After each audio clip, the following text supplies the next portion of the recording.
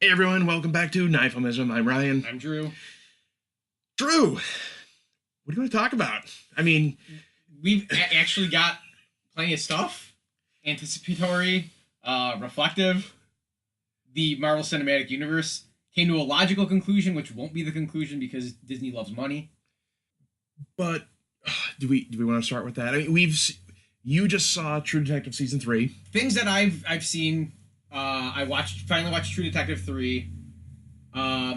I started watching and I'm finding it hard to finish the Netflix Lost in Space. I didn't even try. Yeah, I started watching it. It's getting rough near the end because they kind of jumped the shark in that they're not the only people on the planet. Was it the 90s or early 2000s they tried rebooting that? Yeah, that was the movie Yeah. with Mimi Rogers and Tim John Allen? Hurt, and Which one was Tim Allen in? he was in Galaxy Quest, which is one of the best That's Star Trek movies right. ever. Galaxy Quest is a great movie. I did not watch that after I never watched the original. I never watched the original. the I watched, like I said, the reboot was- reboot movie when we were like in middle school. Yeah. And that was my Okay. only, and I was like, I have nothing to do. I'll watch this and kind of binge through a bunch of it. But like I said, it gets to be a slog near the end when it just becomes a bunch of people on a planet. Okay. I saw Aquaman. Oh no! How not to do a superhero movie? My God, it was. I was afraid of the runtime, and about half an hour in, What is it? 3? 2 hours 20 something minutes, Okay, that's still 20 pretty long something. for a solo superhero movie. but half an hour in, my girlfriend thought that we were almost done. I paused to look at the And you timestamp, just see the little. and it was oh, yeah, no. we were maybe Oh a, my a God. quarter of the way through to a third of the way through. Right, It in feels that like it feels area. like one of those horror shows you kind of have to watch, like Justice League or Batman versus Superman, just to know, just to have your badge of experience. I will say this: at least they tried having fun with it. As bad as it was, Yeah. there were some neat underwater shots. I mean, Yeah, kind of trippy just looking, A little too much though. but overall, it's just not good. Yeah, I believe it. We both saw Endgame. Yes. I also, granted, I was a little drunk while watching it. Saw what I think is one of the worst movies I've ever watched: Jurassic World: Fallen Kingdom. I refused. It might be one of the worst movies I've ever seen, as far as like a big budget movie that a studio believed in for a summer release and like really pushed. That made money. It's awful. I had no desire. It's awful. I finally watched Deadpool 2.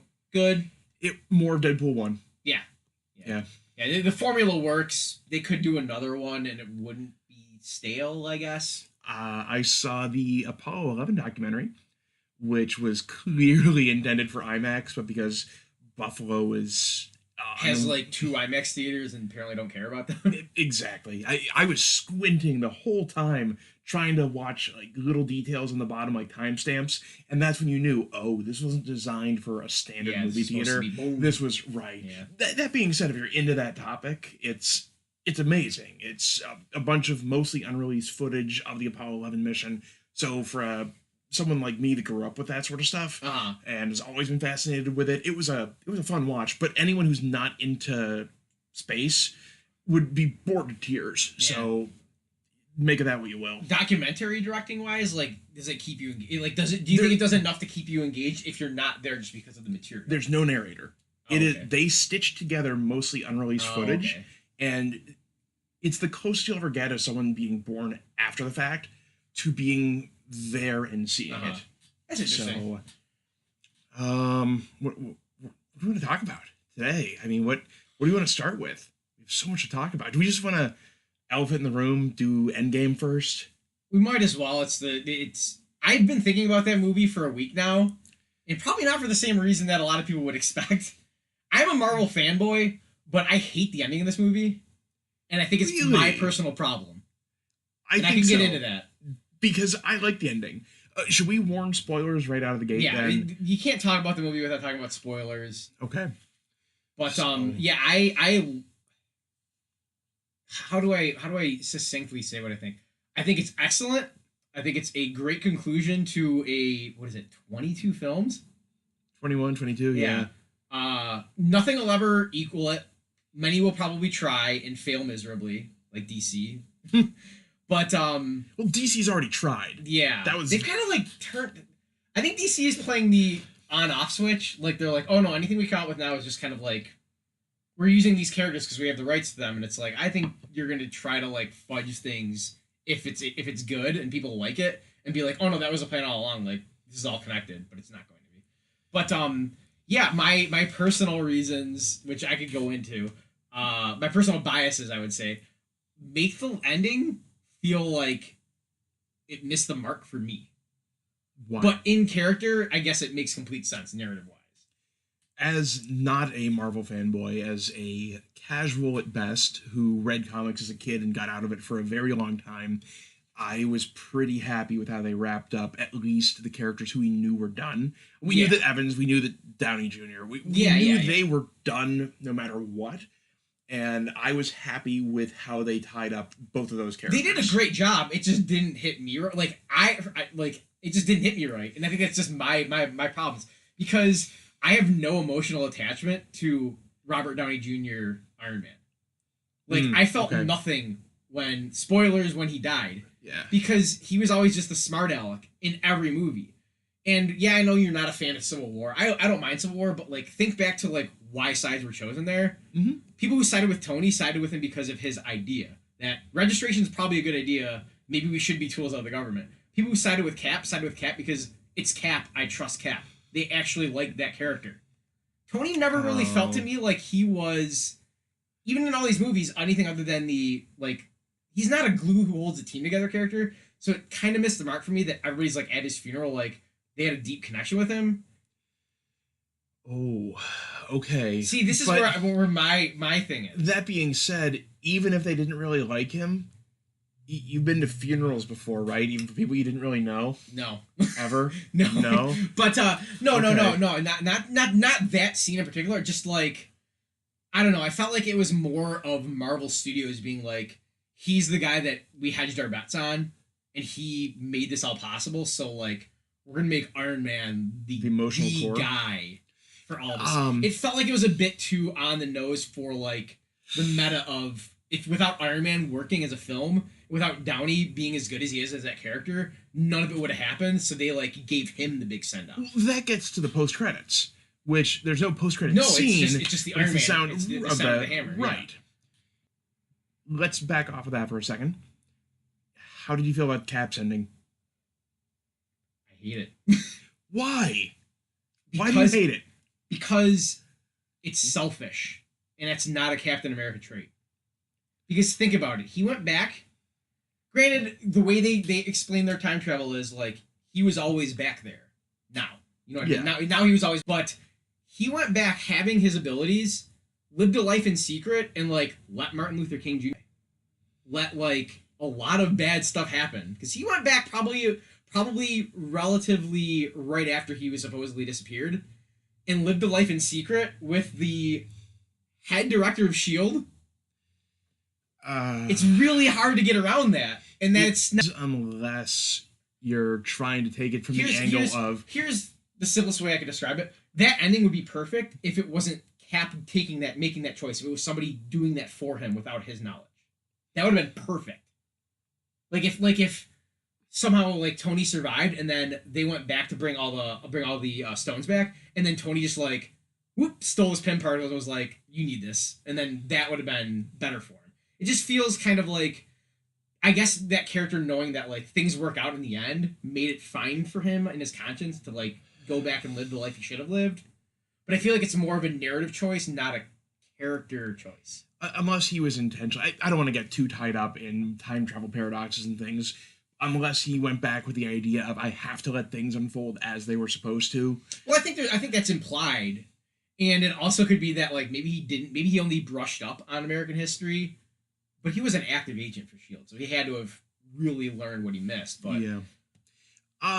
Can I point out divorced from all of that, like all the real intricacies of that, like no, the endings are fine for the characters. Just it didn't like I didn't have any. Tony Stark's not an emotional core for me. It just maybe it's something I miss, but he's just not an emotional core for me. I definitely see where you're coming from. I know from people posting on social media oh, I was just at, Endgame, and the person next to me was bawling their eyes out at the end. I didn't get any of that. I got a very intellectual, that's a good ending for Cap, or that's a good ending for. That's where I've come around to. But just coming out of the movie, I'm like, God, I hate that ending because it felt dissonant from how I see those characters, and maybe that's just me reading into how I see those characters. So that's why I'm saying it's I'm fine with it. It's just I don't like it personally. Well, I'm going to point out something totally different, just to switch the topic a little. Did it strike you as odd that when it comes to Avengers Endgame, Ant-Man and the Wasp had more plot relevance than Captain Marvel? No, because Captain Marvel is Poochie. And I'm not original in saying that. Captain Marvel is Poochie. She is an awful character. And this is funny because it parallels when she became more prominent in comics. I stopped reading comics regularly maybe 3 years ago or so. But up until then, I was reading probably 50 issues of Marvel and 50 issues of DC a week. Like, I was reading the bulk of what those companies are putting out. So I was in mainstream. And Captain Marvel, like, kind of got a resurgence around then.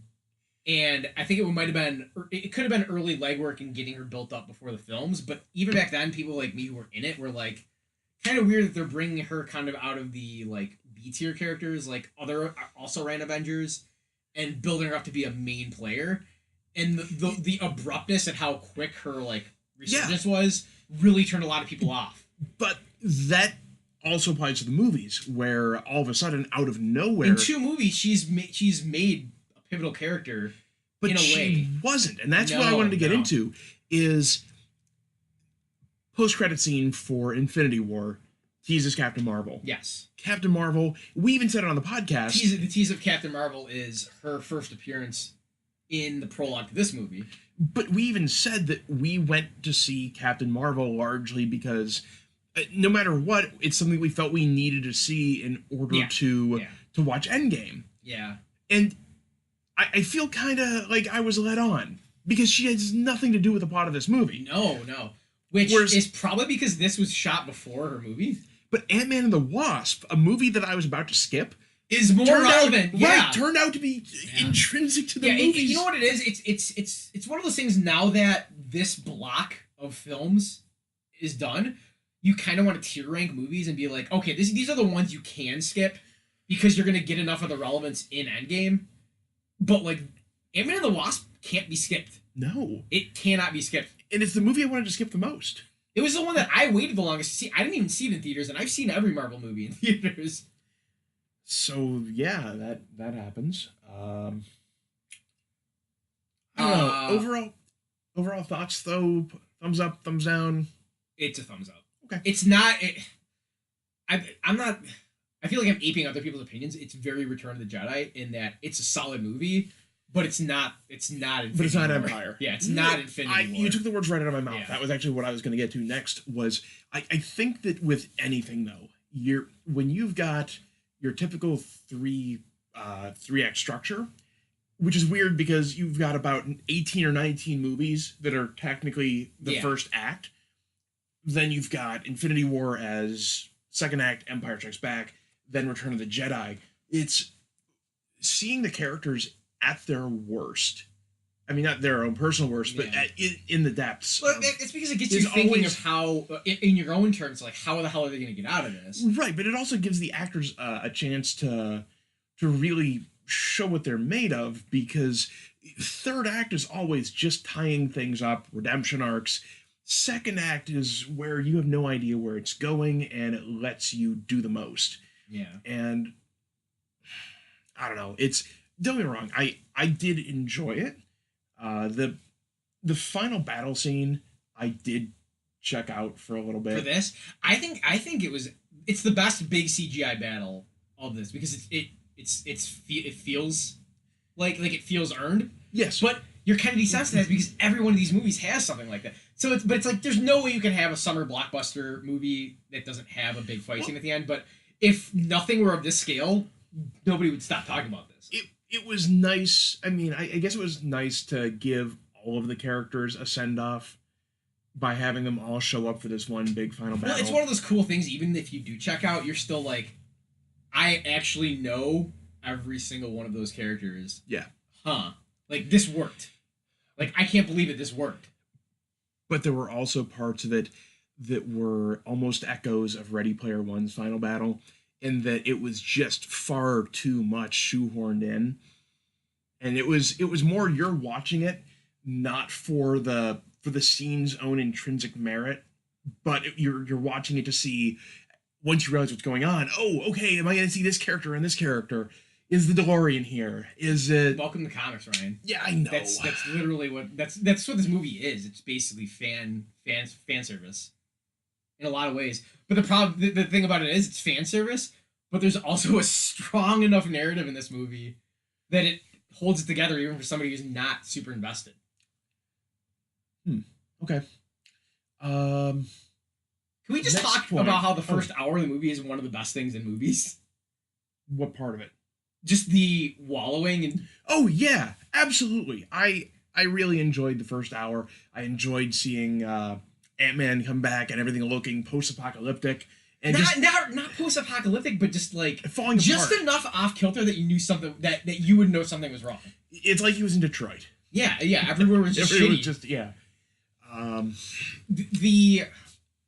The movie has a long runtime. It doesn't feel it, but like I said, my personal issues with the Captain America ending in Iron Man, I feel like more emotional moments are shortchanged because there's just not enough time. Like it should have been a lot like more impactful that Scott Lang missed his entire daughter's life. Yeah, and I think the parts that worked best for me were actually the ones where Tony meets his dad. Yeah, something like that. Yeah, where Tony meets his dad. That's some of the best scenes in the movie. Black Widow and Cap talking in the office. Like, she's like, I can't stop doing this because I will just cease to be. This is all I've got left. Yeah, and then her death gets shortchanged, and people are like memeing on it because they're like, they really use the same imagery of the last movie, and they're like, oh, is that just to? It's like, no, that's just how you get the stone. Like, right. you wake up in a shallow pool. Yeah, I didn't have any issues. Yeah, with people that. are like, oh, they really had to use the same framing devices and everything. Like the shot of her like dead on the ground, and then like, oh, is that just to remember? Like this is what it looked like in the last movie. It's like, no, that's how you get the stone. Mm-hmm. Speaking of which, I think one of my big issues with the movie is Thanos. Watching Infinity War, I was kind of, I don't know, I was a little bit more willing to.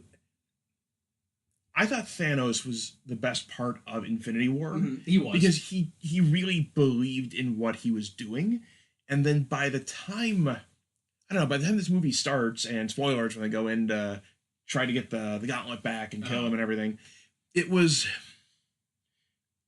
felt like a different Thanos. There was no, I don't know. He felt like he had a lot of conflicting emotions in Infinity War. Are you talking about Prime Thanos? Yes. The one that gets killed immediately. Yes, the one that gets killed immediately. Do you think I think that's what he's achieved what he wanted. But he was sneering and smirking at the Avengers when I was really kind of hoping for a Thanos that just, I don't know, that had a pained look on his face, that was really trying to say, no, I did what I had to do. Why can't you see that? Instead, he would never do that because he's a sociopath. Was he though? Because yes. From the beginning, he was a sociopath. But I bought the emotion when he killed Gamora. That's questionable though. Is it? Because she's literally a tool that he made. I don't know. Maybe it's just Brolin's performance, but in Infinity War, I really bought that. Okay, I'm doing this because I really felt it's what I had to do, and I'm. Like, what did it cost? Everything. I think right? I think what that's supposed to imply is that that's the first time he's ever felt that in his entire life. I think he thought he would be able to just get rid of her, and that would be that. But it actually lingers with him, and that's something that gets him. And I'm wondering if that that's why the abruptness of him getting axed is it kind of hurts that because like maybe the reason he got rid of the stone so that nobody could undo it was because of that. That like I had to give up everything, so I'm making sure this stays. That's fair, But again, the direction of that scene and how they had him go about just portraying, hey, it's more like, haha, I won, other than can't you see I did what I had to do.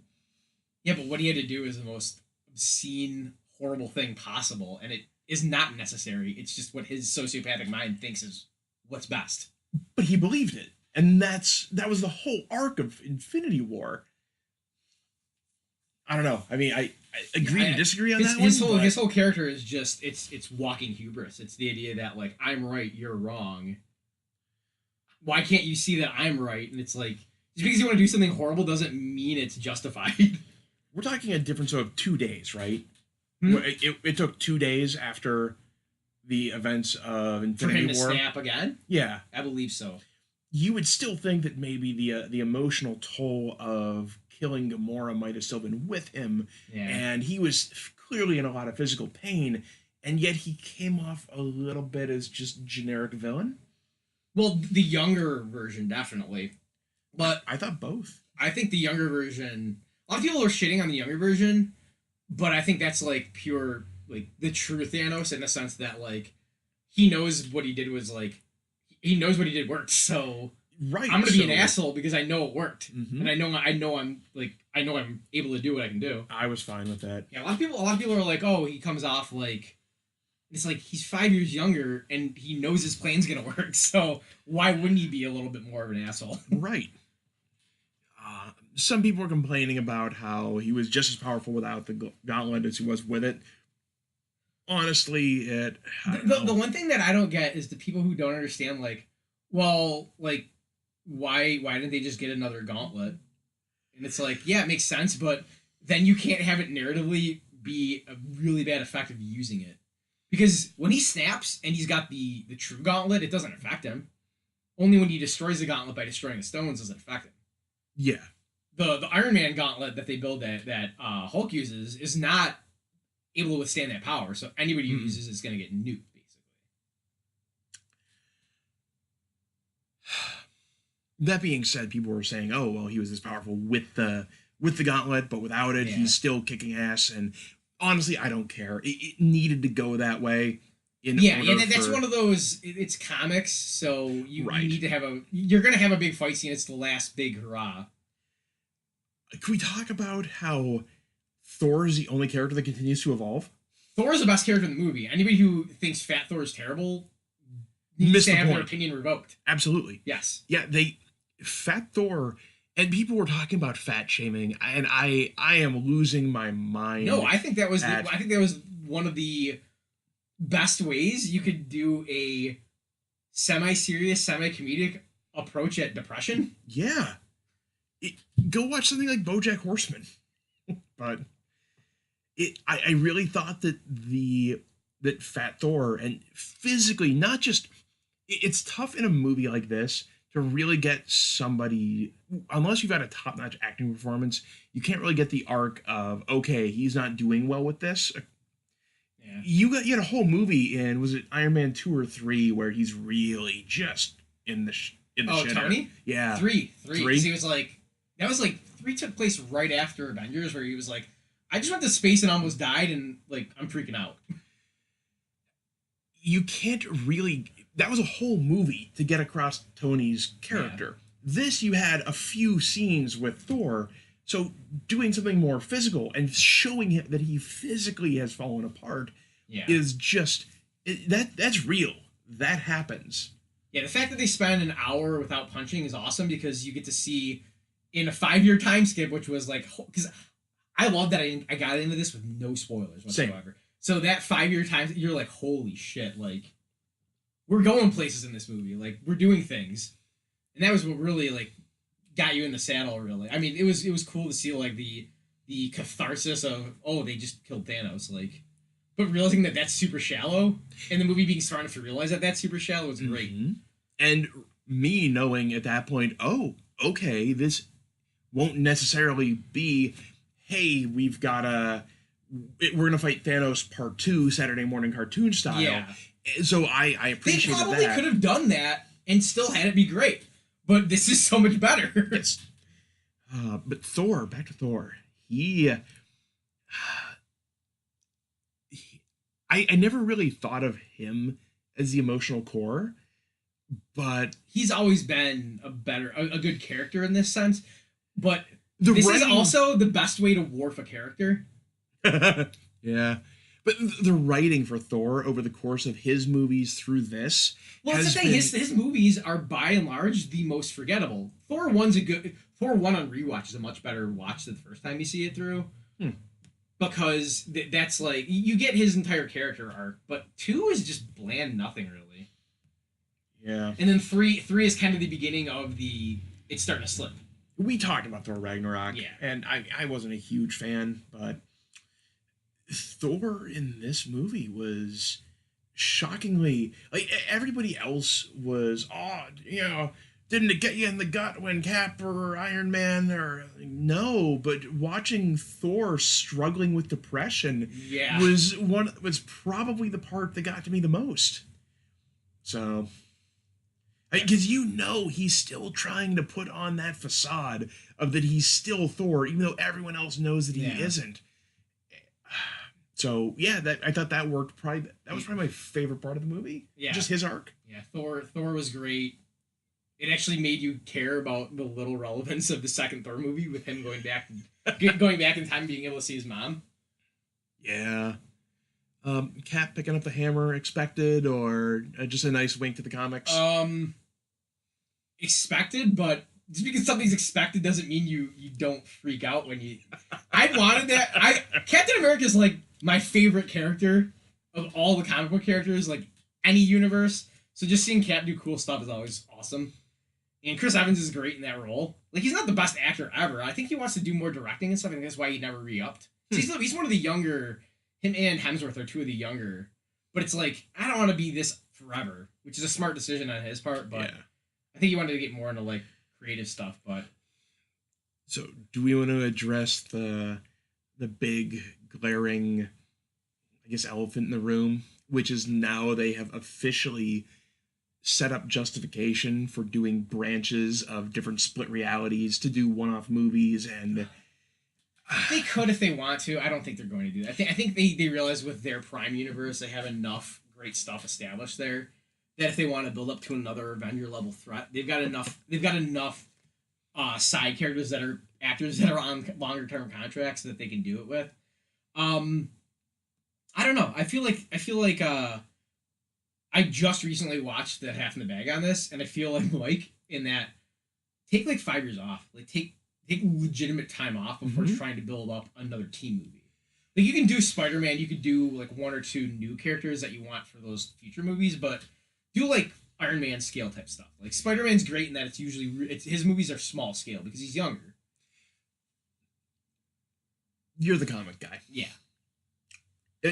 Yes, I agree with you. I agree with Mike. So, sorry, just trying to redirect that question a little. Every couple years, they'll do I guess what you call a tentpole comic. Oh yeah. Where they bring everything together. Yeah, right? everything that they've done for the past handful of summers. And everything that we've seen up to this point, like we had assumed that the first Avengers crossover was a tentpole movie, that Infinity War was a tentpole movie. Yeah. Now that you've seen Endgame, would you say that this whole time that we were like, I always thought, oh, okay, well, every movie feels like a tentpole movie, whereas the 2 years of comics before that, or all the other movies, are supposed to be the ones that build the character. Now that I've seen this, I can see the whole thing as a 10-year saga. Yeah. I almost feel like Endgame is the only one at this point that I would consider a tentpole event, and that the rest are just bigger versions of the build-up. It's the way comics tend to work is you usually Marvel does it, DC does it a little bit differently, but back at least when I was reading, Marvel always has a crossover event in the summer. And that's what everything say from like May onward starts building up. Like you'll start seeing like countdowns or like this issue of Spider-Man ties into the big crossover that we start you start seeing in your ads in your issues, but like it's in the sense that um every year you do one of these to keep people buying during the summer, and not all of them are equal. So you'll have stuff that maybe you'll have like one or two characters will have some lasting effect from that event, and that might make it through the status quo till the next summer. A lot of times, status quo tends to revert to like the median. Something will happen in their own book where they'll be healed or like something will change. Like the best example in the movies is Thor like loses his eye. He gives his eye to basically become Odin, but like he immediately gets a cybernetic eye. So like to anybody just coming in, nothing changed with Thor. It's kind of like that in comics, where like I've said I think before, like Cap's shield's been shattered a couple times, and then like supposedly there's cracks in it, but you never see them. Yeah. So like you'll have an event every year, which would be like your Avengers movie every couple of years, and then you might have a big event, which interestingly is right around the time I got out, was right after Marvel for the first time in their entire comics history rebooted their mainline continuity. Okay. So, I know this is getting off topic, but DC does it all the time. DC does it every like 5 or 6 years. They'll just reboot everything because they feel, our characters are older. Like we can't have Batman having like shown up in 1945 or Superman in 1940 or whatever. We gotta like change their ages. Marvel has what's called a sliding time scale. So basically, they just Vaseline over things. There are two exceptions of that they still I don't think have gotten around. They've gotten wonky ways around it, but Xavier and Magneto always met in Korea. So they're two of the oldest characters ever. And Captain America is always from World War II. So everybody calls it the Captain America problem because with the sliding time scale, everybody's eras move up. So currently in the comics, where do you think Frank Castle served in? Iraq. Yeah. Instead of Vietnam, right? Which is the more traditional. So the time scale slides up, except for those two exceptions. So Cap is vastly approaching this section where people like our age have our grandfathers who served in that war, so there is a bit of a connection. But he's getting to the point where he's going to be like the equivalent of like, Captain America is so cool, he's from the War of 1812. Like, it's so far detached from kids who are reading it or people who are reading it that they won't have any understanding of what makes him great because of being in we're in our 30s. My grandfather passed away at the age of 88 in 2005. That's 14 years ago. He'd be 102 if he was my grandfather died this past year. He would have been 100 and he was in World War II. Yeah. So like that generation's almost gone to the point where that's an issue that the comics will eventually have to tackle. But Marvel, like I said, does a fudged time scale where things change when they happen arbitrarily. How do you change Magneto too? Because he's been de-aged and weird things like that a couple times, or like he was a concentration camp survivor. Yes, that's another thing. That's intrinsic to that character. Yeah, so there's thinking that like maybe with the time scale they'll slide him up to have survived like Serbian like to have survived the Balkans, stuff like that, like to have been, or maybe like. Well, you had some other things like all the revolutions in *56 that were crushed and all that, but none of those are a concentration camp. So it'll be interesting to see where they go. But back to the movie. Getting back on topic, like I said, every summer you have one of these events, which you could equate to your Avengers movies pre-Endgame, but Endgame changes everything. Which was, like I said, when I stopped reading comics, they had Secret Wars, which was Marvel finally rebooting their universe and starting over. Like they carried over what worked, but they basically were like, okay, if you want to read Spider-Man, you shouldn't have to read the Stan Lee run to get like the night Gwen Stacy died. Stuff like that. Like they kept what they wanted to, but like if they want to reimagine certain things, they could do it in the new continuity. They kept most of everything, but it was basically a reset of, okay, anything that we don't like isn't going to work. But that I would equate Secret Wars. I would equate to Endgame, where it's a standing in stone status quo changer event that fills that summer. Hey, everybody crosses over in comics event. But it actually is like, that's like the BL end all tentpole event. So let me ask you this. Now that we've had 11 years of Marvel movies, do you consider all of the crossover events to be the tentpole movie? Or now that you've seen Endgame, do you consider it to be the tentpole event and everything else is precursor? It's long-term booking, to use like a wrestling term. It's long-term booking because Thanos was established as the threat at the end of Avengers. Granted, you had to wait through the credits to see it, but it's like you kind of started you started realizing very early on that this was Infinity Stones. Mhm. Even in the solo movies, Infinity Stones, but like Age of Ultron is still kind of the bastard stepchild there. I mean, It there was is so there is the reality gem in that movie, but that's the one extremely low tier Marvel movie. Thank God it was the last Whedon movie. Where do we go from here, though? I mean, are you? Let me rephrase that.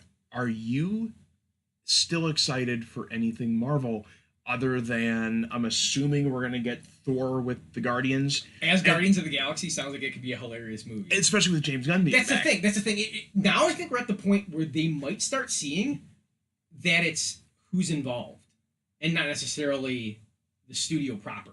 Mhm. They might see a drop off. Like Spider-Man's probably going to do good because that character's handled very well by Marvel Studios. Like I personally really like the Tom Holland Spider-Man, so I will see Spider-Man movies. But it may be kind of like Ant-Man and Wasp in that I won't go out of my way for these ancillary characters that you want to make movies for. But if it's some character that I like or I like who's involved, like the fact that Gunn's back for the third Guardians, I'm definitely going to see Guardians because I like the way he makes those movies. I like how those actors put his movie, like act his movie out.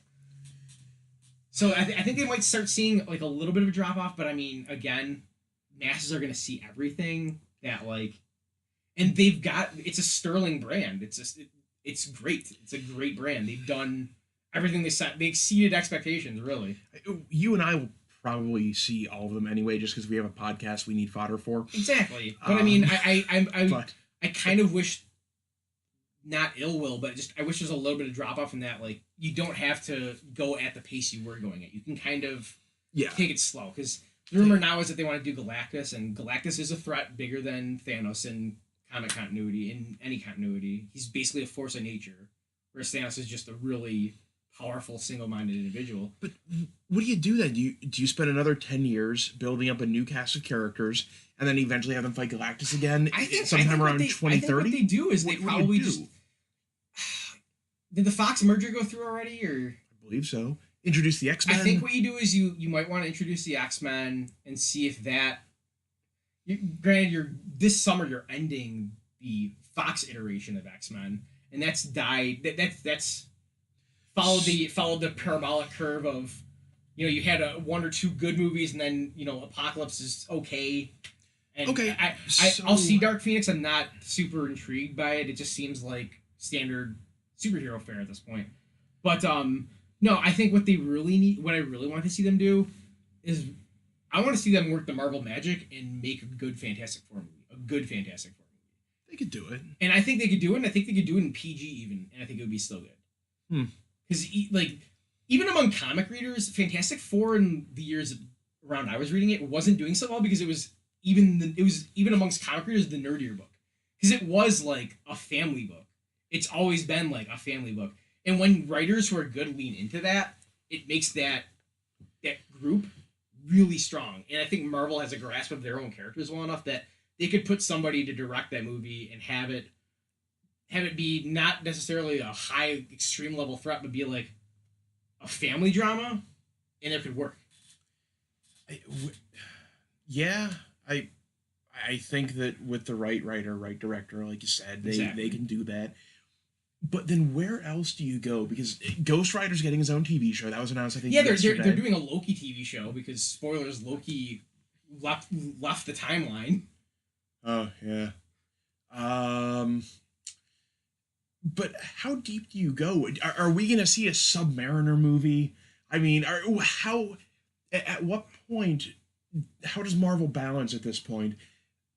Rebooting the characters that you have as, so and so is going to be Captain, so and so is going to be Iron Man. How many different actors can you have play the same character? Yeah. Versus how many new characters do you have to bring in? But at what point do you run out of the pool of interesting characters? Yeah, because we're heading into the new Avengers age, which is the core team's gone. Who's strong enough to carry the load?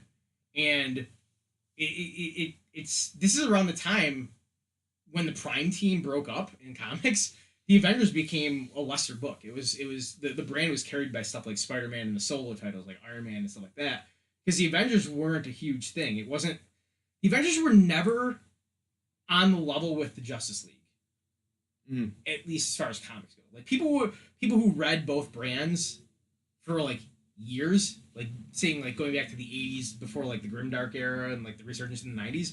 Avengers was like a lower tier book. Like it was just kind of like I like all these characters. I want to see them fighting threats together. And every once in a while you get a gem story arc out of that, but for the most part in Marvel it was just like most Marvel books are more character driven. It was the solo books where it was I like this character. I want to see what motivates them and how things affect them more so than a team dynamic. Which for DC's for some reason their books it was always more interesting to see the team dynamic.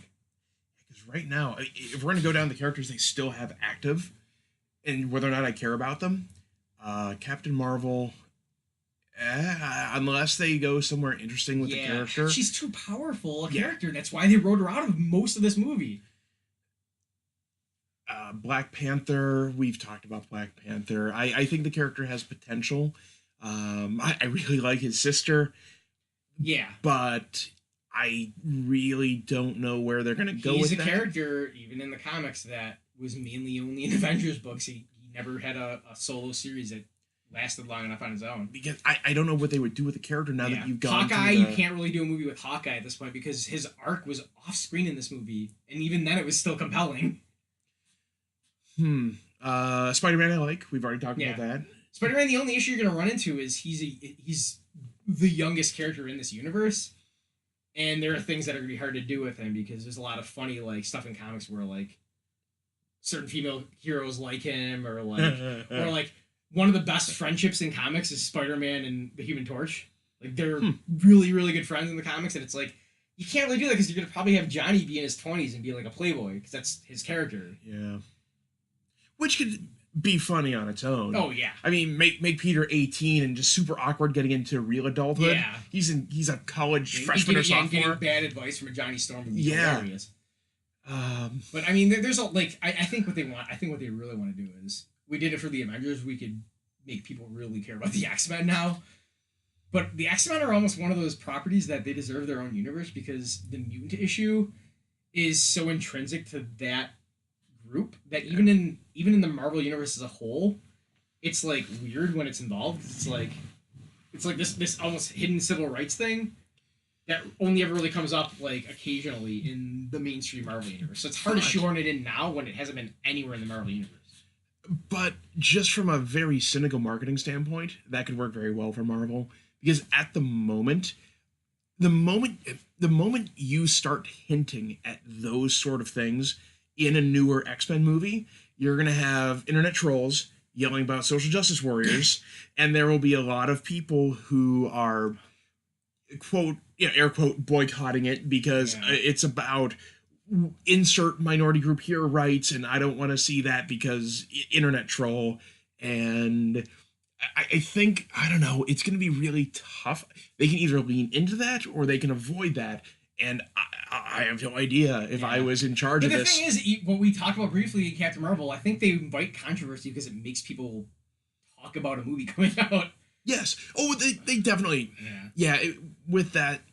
Yeah. Look at Black Panther. Look at. Okay, sure. I take back everything I said. I think what it is I think Marvel is going to look at what characters they see as evergreen, like characters like Wolverine that they finally have their rights to, and they're going to be like, a character like Wolverine, everybody knows. We can make a movie and make it competent enough. Everybody's going to see it. That type of thing.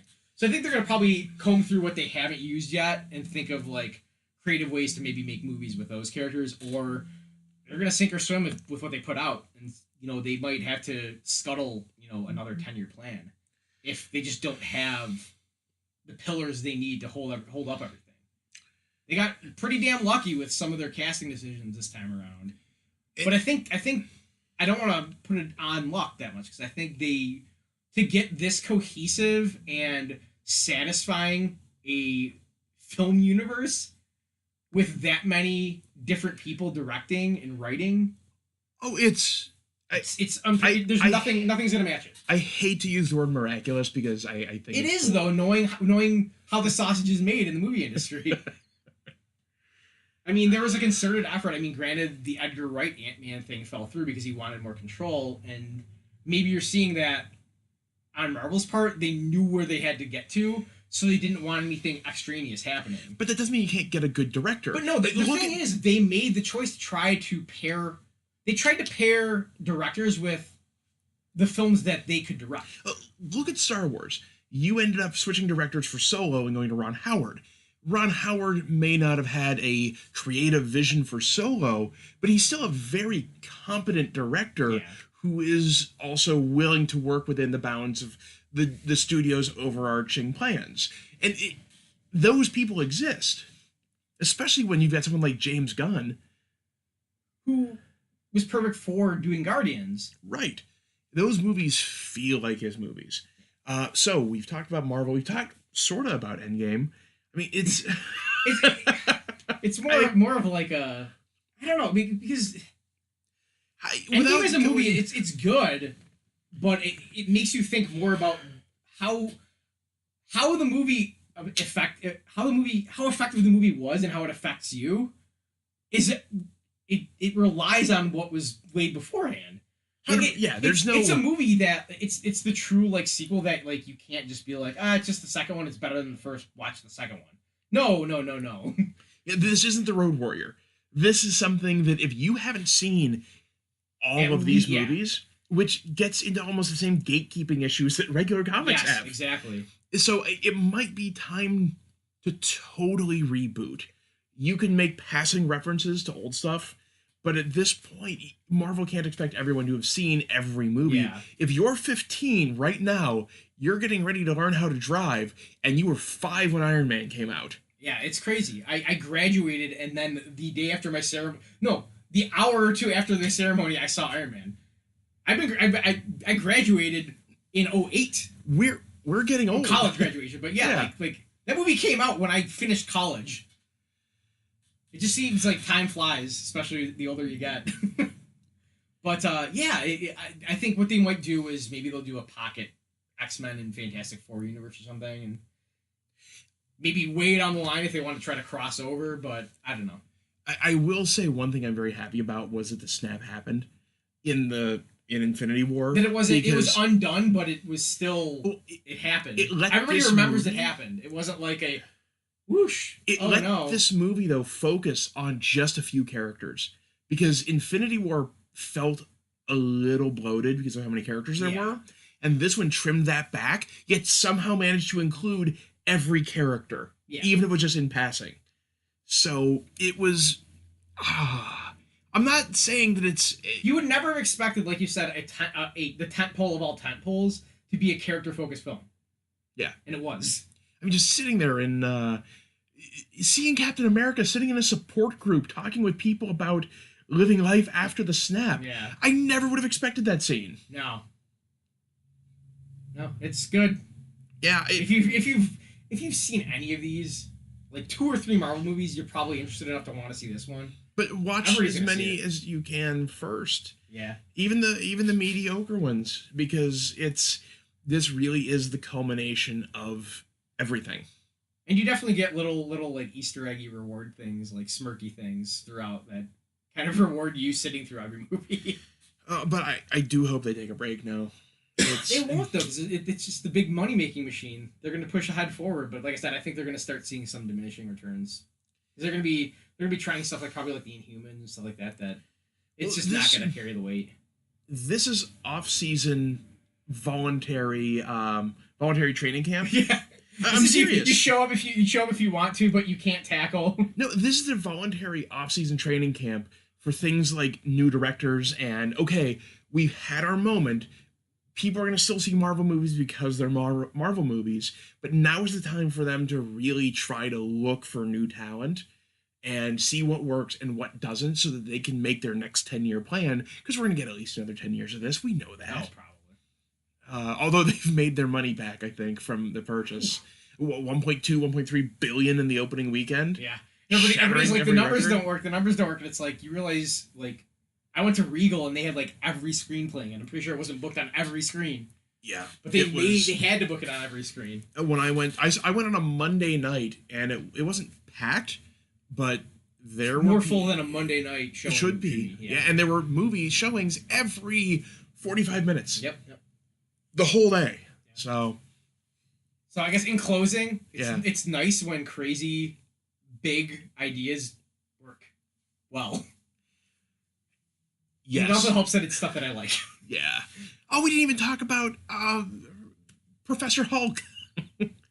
Which think about this. We got through this entire we're at 50 minutes right now. We got through the entire podcast, and we haven't even touched on one of the major characters and a major development with that character, and that they totally changed how that character worked. And and because there's so much in this movie that it's tough to review it other than saying it's a monument to planning. Oh yeah, it's crazy. I like. It's a like you said. All the dominoes align. All the stars align. All the dominoes fell into place. Like every one of these movies made bank. Like even the lesser ones, like Ant-Man and Wasp and stuff like that. Like all of them made bank. So they knew the plan was going to work out. It's just crazy that Kevin Feige came up with this idea. Like we could probably make it to Avengers, and if we make it to Avengers, we could probably make it to the Infinity War. And they did it. Who was it initially? Paramount was like, I don't know, but like Robert Downey Jr. People know him. We could probably make a good summer movie with him. And the rest is history. All right. Thanks for listening, everyone. We will be back soon. Now that my schedule's opened up a little bit, hopefully we'll be able to do this more often than we have been. So for the 3 or 4 of you that still listen to us, thanks, and we'll be back soon. Bye.